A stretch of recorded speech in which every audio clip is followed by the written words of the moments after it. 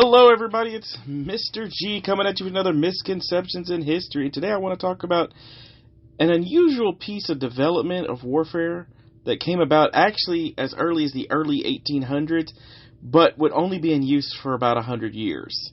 And that is the railway gun. Now the railway gun was actually part of what you might consider a parallel development at the same time, in which train technology went two different directions. One was the armored train, which I'll talk about some other time, and the other one was the railway gun. Essentially the way a railway gun worked was you would take a railroad car and mount an artillery piece on top of it. And there were different ways of doing this. Some of them were designed that the cannon didn't move at all other than traverse up and down, and you would actually have to make the tracks be adjusted in order to turn it. Some of them, the car itself could slightly rotate, and others actually had it where the cannon itself could rotate 180 degrees to 360 degrees. I am going to take a quick segue here to explain how we got to utilizing railway guns. Now, the earliest known railroad tracks actually came about, believed to be in the 12th century. These were designed for mining. By the time we get into the 15th century, we have fully wooden tracks. And by the time we get into basically the 1700s, we have iron tracks.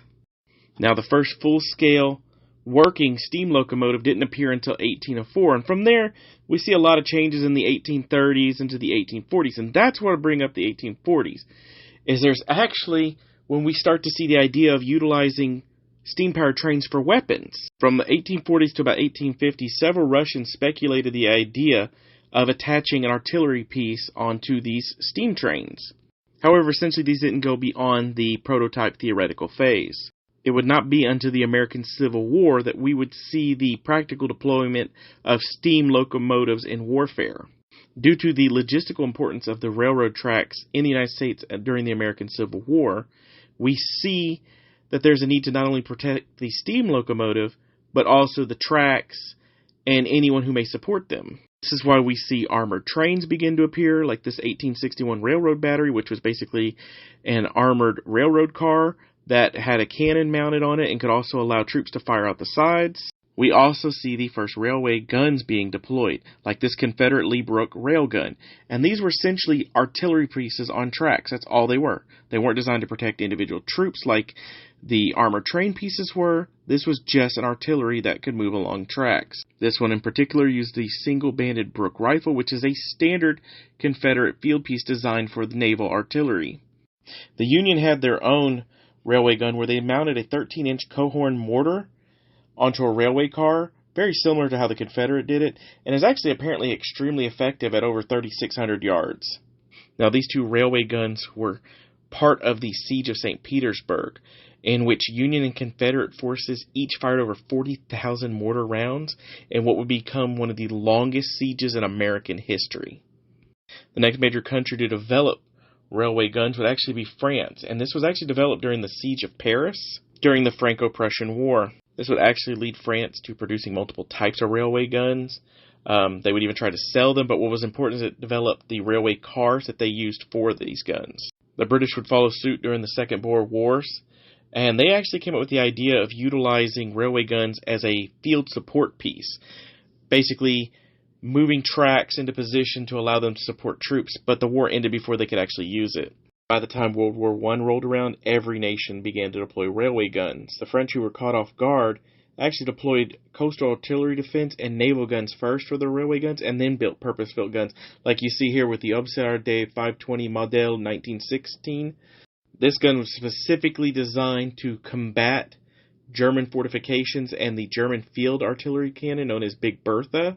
However, it wasn't deployed until 1918 after the war ended. And actually the United States followed suit. When they joined the war in 1917, they actually began deploying 14-inch guns off of battleships, specifically those that were deployed on the New Mexico and Tennessee class battleships, onto railway guns.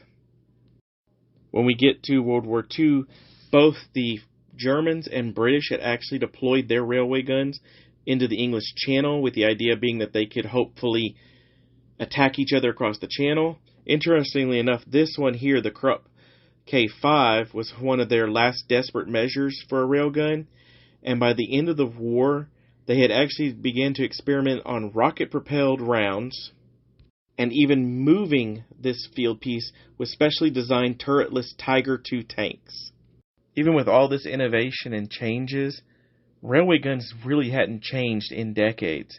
That was until we get to the Schwer Gustav.